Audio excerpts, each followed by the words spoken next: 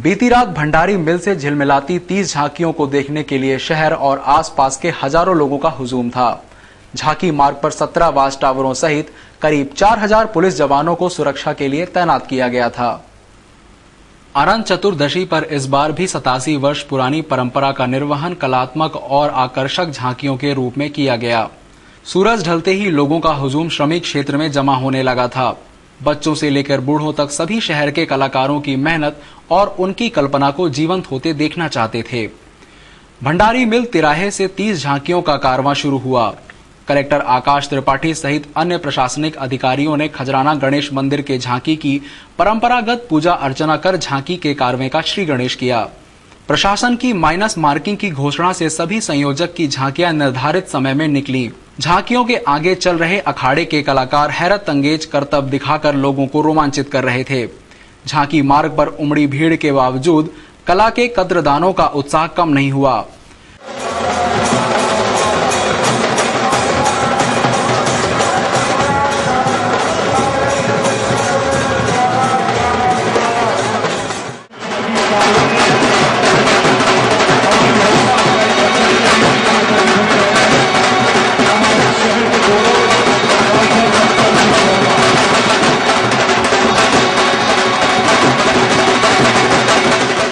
जाम लगने की स्थिति में अफसरों की फटकार के चलते पुलिस को हल्का बल प्रयोग भी करना पड़ा।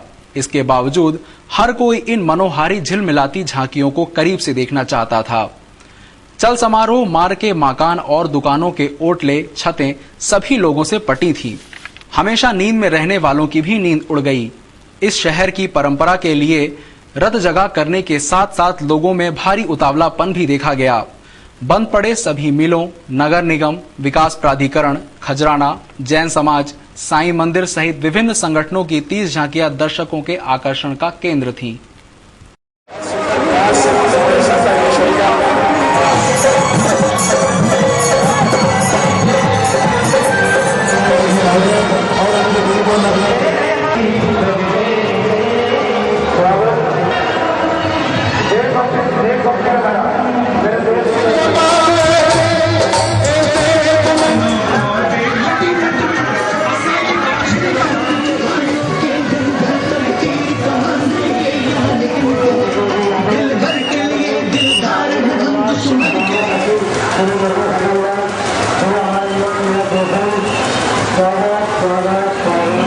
गाड़ी आगे बढ़ाओ, हमारे भाइयों को प्रदर्शन करने का मौका दो।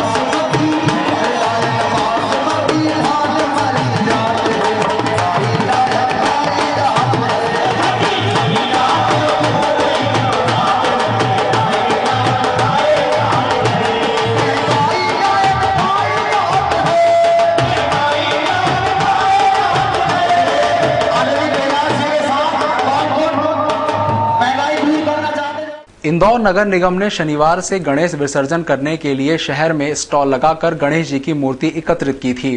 रविवार को महापौर ने पूरे धार्मिक रीति रिवाज के साथ जवाहर टेकरी स्थित नदी में विसर्जित कर दिया। शनिवार को गणपति बप्पा के विदाई का दिन था। 10 दिनों तक भक्तों ने उनकी भक्ति कर उन्हें विदाई दी, लेकिन इंदौर नगर निगम ने बप्पा की मूर्ति को शहर के आसपास के तालाबों और नदियों में विसर्जित करने पर प्रतिबंध लगा रखा है।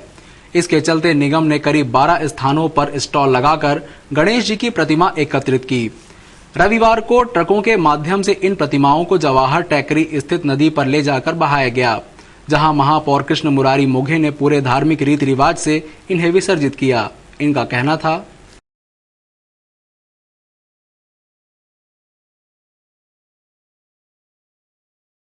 होता था और काफी बड़ी संख्या में आप यहाँ पे देख रहे हो कि ये मूर्ति विसर्जन का कार्यक्रम संपन्न हुआ।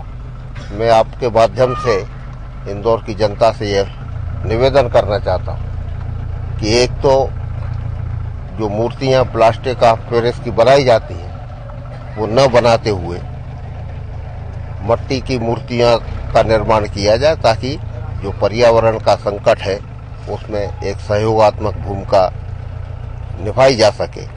और दूसरी बात, जो बहुत बड़ी बड़ी मूर्तियां, ये तो भावना का प्रतीक है, तो मेरा निवेदन है कि अगर छोटी मूर्तियां बनाएंगे तो उसको विसर्जित करना भी बहुत आसान रहता है और उसमें एक श्रद्धा भाव भी ये बनाए रखा जा सकता है। LIG लिंक रोड को लेकर शनिवार को प्रशासन की हाई पावर कमेटी की बैठक में सभी 15 पट्टे निरस्त कर दिए गए। सोमवार को इन्हें हटाने की कार्यवाही की जाएगी, लेकिन सभी पट्टाधारक रविवार की दोपहर इंदौर प्रेस क्लब पहुंचे और मीडिया से गुहार करने लगे कि उन्हें बेदखल न करके और मोहलत दी जाए।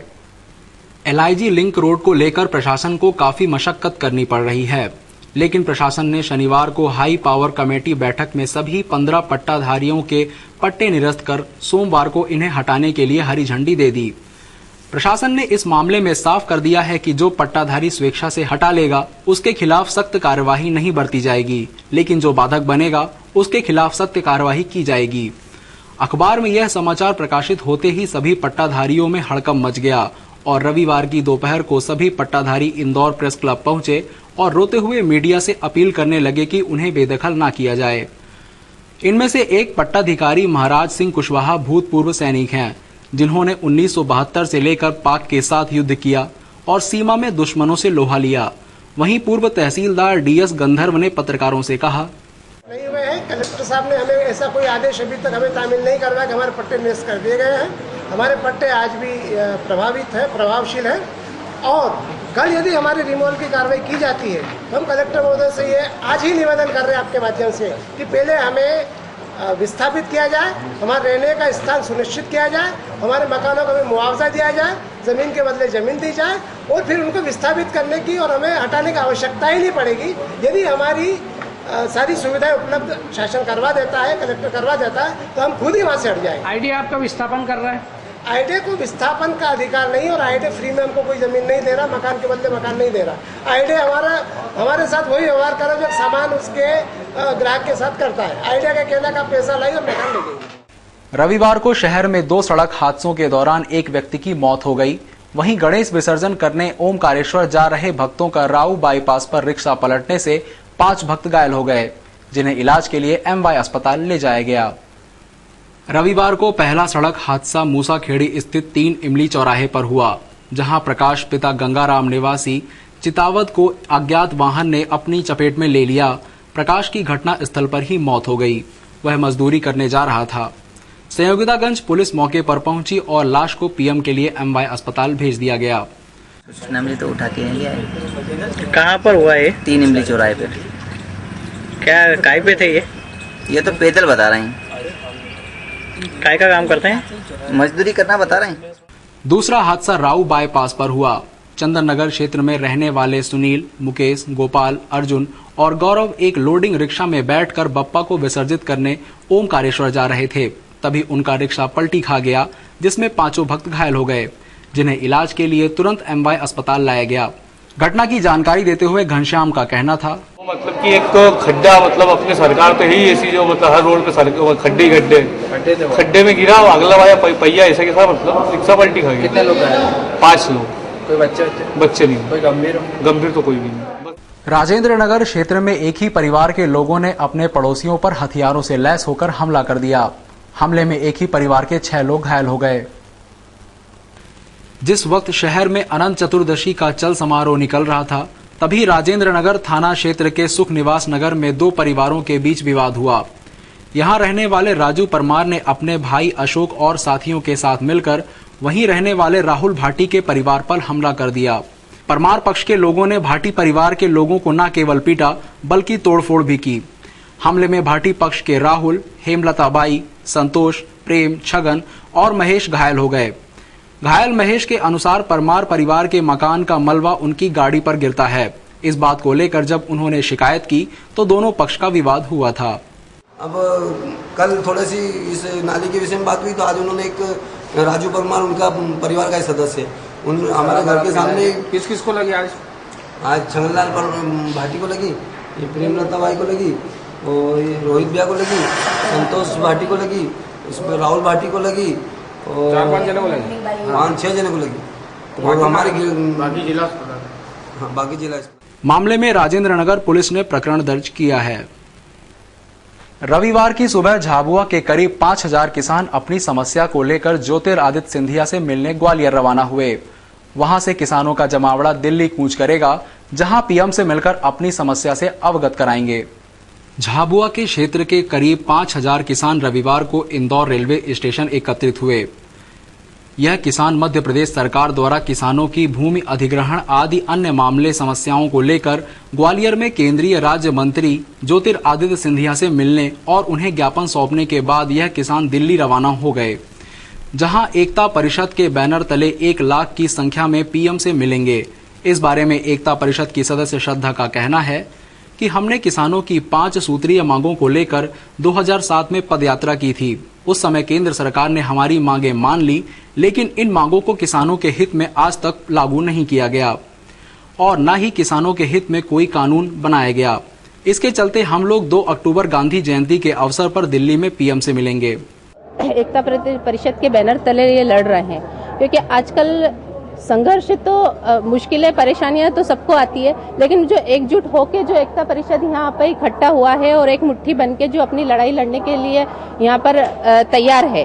आज ये ग्वालियर जाएंगे, ग्वालियर से 5000 लोग इकट्ठा होंगे, वहाँ से 1 लाख लोग 5000 लोगों की मीटिंग है, उसके बाद 1 लाख लोग इकट्ठा होंगे, वहाँ से ये दिल्ली जाएंगे।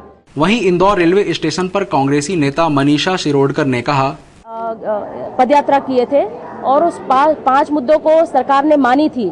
उन्होंने कहा था कि हम जंगल कानून बनाएंगे, लोगों को न्याय दिलाएंगे। 1 विंडो सिस्टम की बात हम लोगों ने किया था, उसको भी माना उन्होंने। और तत्काल फॉरेस्ट कोर्ट की बात किए थे, उन्होंने भी उसको भी माना। और उसके तहत बहुत सारे कानून कायदे बने, पर आज तक के लोगों को न्याय नहीं मिल पाया है। हमने ये भी लोगों उनसे मांग की थी कि भारत देश में कृषि सुधार कानून बननी चाहिए, कृषि नीति बननी चाहिए, पर उस पर 4 साल हो गया है, पेंडिंग पड़ा हुआ है। पूरे 400 पेज का हमने मेमोरेंडम दिया था प्रधानमंत्री जी को, पर आज तक के पूरा नहीं किया। इसलिए 1 लाख लोग ग्वालियर में इकट्ठे होके पूरे वंचित समुदाय लोग हम लोग ये मांग को पूरा करने के लिए ग्वालियर से दिल्ली कूच करने जा रहे हैं। और अभी